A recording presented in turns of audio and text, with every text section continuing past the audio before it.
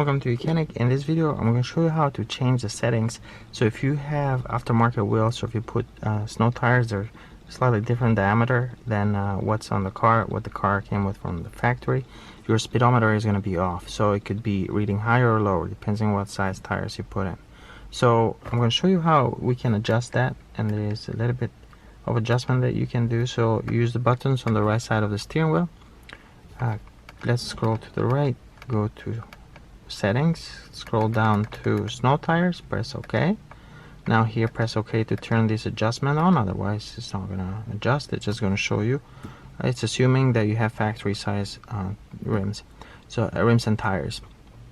So basically you want to turn it on first, and then if you have tires that are bigger, so if you have bigger diameter wheels or tires, then you are driving down the highway and your car is, let's say it's recording or showing you 60 miles per hour, but because there are bigger tires, they're actually your car is actually traveling faster. So you are actually most likely going with like 65 miles per hour.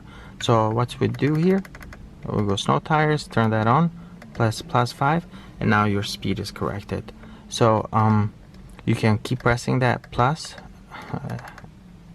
and as much, like if you really, you'll have to play with that settings and maybe use your phone GPS to determine your speed and then adjust that setting there. That would probably be the best approach, but you can see there that you can adjust it by 5. You're probably only going to adjust it once or twice, and that's about it. It's unlikely you're going to need to adjust it by 15 or 20 miles an hour, but usually that's your tires when they're aftermarket tires or wheels, because at the end it's that outside diameter that really matters and how much that differs from the stock. But it's only gonna usually fluctuates by 5 miles per hour, maybe 7 or 8, but not by more than 10 or anything like that. So that's it. That's a nice setting. You can do it right there through the instrument cluster without having to worry about using a scanner or anything like that.